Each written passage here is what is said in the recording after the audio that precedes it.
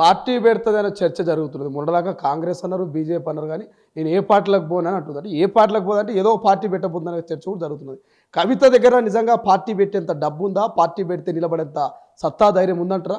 ఇప్పుడు మనిషికి లక్ష రూపాయలు ఇస్తారు ఎవరు పోకపోతే. నా దగ్గర అంతా సమాచారం ఉంది కదా. ఎవరికి ఇస్తారు లక్ష? ఇప్పుడు కొంతమంది పేడ్ వర్కర్లు ఉన్నారు ఆడ.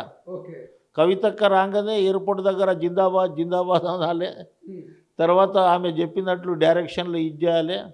ఇట్లా అంటుంది, సేమ్ తండ్రి లెక్క ఇట్లా అంటుంది, నవ్వుతూ ఉంటుంది. ఇవాళ ఏం డబ్బులేం కొద్దువ ఉందా? ఇప్పుడు రేట్ చేస్తే ఒక రూమ్ అంతా, ఈ రూమ్ అంతా డబ్బులు ఎక్కడ నోట్లు దొరుకుతాయి కవిత దగ్గర. ఏం తక్కువ ఉందా? కొన్ని వేల ఎకరాల వీళ్ళ పేర్ల మీద ఉన్నాయి, కొన్ని ఫామ్ హౌజులు ఉన్నాయి, కొంత ఏమో నీకు విల్లాస్ ఉన్నాయి, దుబాయ్లో వీళ్ళ ఆస్తులు ఉన్నాయి, రకరకాలుగా వాళ్ళు పెట్టుకున్నారు. అందు గురించే ఇవాళ డబ్బు పార్టీ పెట్టడానికి డబ్బులది ఏం కొదవలేదు. రేపు జనాలను తీసుకొస్తారు, పెరేడ్ గ్రౌండ్ నింపుతారు, నింపి డబ్బులతోటి. ఆ రోజు తెలంగాణలో సెంటిమెంట్ మీద వచ్చారు జనాలు, 14 సంవత్సరాల సెంటిమెంట్ మీద వచ్చారు. ఇప్పుడు పేమెంట్ మీద వస్తారు. డబ్బులతో పెట్టే పార్టీ నిలబడుతుంది అంటారా? సెంటిమెంట్తో పెట్టిన పార్టీ బీఆర్ఎస్ కాబట్టి ఇప్పటిదాకా ఉనికిని పెట్టుకుని 25 ఏళ్ళు కంప్లీట్ చేసుకున్నది టీఆర్ఎస్ బీఆర్ఎస్. కానీ డబ్బుల మీద నిలబడే పార్టీ నిలబడుతుందా? చాలా కాలం ఉంటుందంటారా? ఇవాళ రేపు రాజకీయం అంతా డబ్బుల మీద నడుస్తుంది కదా. ఏం చేస్తుందంటే ఆ జనాలను చూపెట్టి ఇప్పుడు ఉన్న పార్టీలతోటి కోదండరాంకి ఇంత ఇచ్చిర్రు మీరు, నేను దానికంటే తక్కువ శక్తియా, నా దగ్గర ఇంత ఉంది, మళ్ళీ నాకు ఒక 10 సీట్లు ఈ మంది బేరం పెడుతుంది. బేరం పెట్టి ఇన్ఫ్లుయెన్స్ చేస్తుంది పార్టీ మీద. అరే భయ్ ముఖ్యమంత్రి బిడ్డే కదా, నేనైతే కాంగ్రెస్ పార్టీకి చెప్తున్నా, భారతీయ జనతా పార్టీకి చెప్తున్నా, ఇంకా ఎంఐఎంకు గిట్టే చెప్తున్నా. వీళ్ళని దగ్గర రానియకుండా వీళ్ళని ఎంత దూరం పెడితే తెలంగాణ ప్రజలు అంత సంతోషిస్తారు, ఉద్యమకారులు అంత అభినందిస్తారు.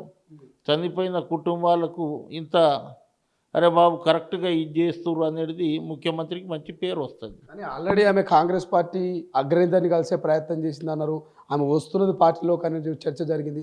ఒకవేళ వస్తే మీరు పర్సనల్గా రాములు నాయక్ గారు వెల్కమ్ చెప్తారా కాంగ్రెస్లో కవిత వస్తే? ఆమె వస్తే తెల్లారి నేను బయటికి వచ్చేస్తాను.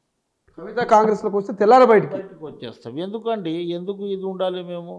ఇలా కవితకు వచ్చినప్పుడు మేము మనసు చంపుకొని 10 సంవత్సరాలు కుమ్లి 14 సంవత్సరాలు ఉద్యమంలో పనిచేసి మళ్ళీ వీళ్ళ దగ్గరకు వచ్చి ఏం చెప్పారు? అప్పుడు మంత్రి అయిపోయింది కవిత, కాంగ్రెస్ పార్టీ మంత్రి ఇస్తుంది, ఇట్లా రకరకాలుగా చెప్తారు. కానీ నేను అనుకుంటా కాంగ్రెస్ పార్టీ తీసుకోదు, తీసుకుంటే కాంగ్రెస్ పార్టీకే లాస్.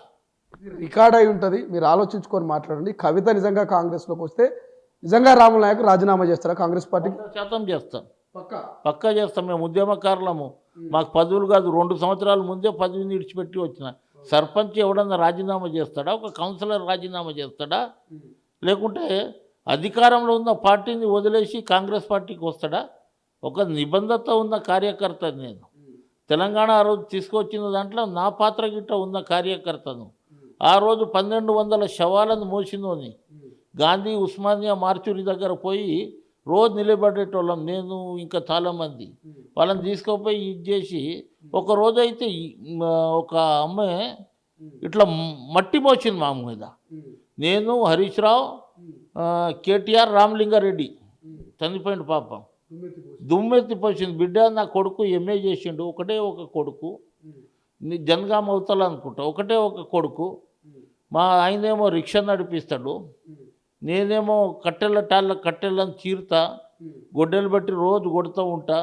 ఇద్దరం కలిసి నా కొడుకుని ఎంఏ చేపిస్తే మీ మాటలలో వచ్చిండు, సూసైడ్ చేసుకుండు.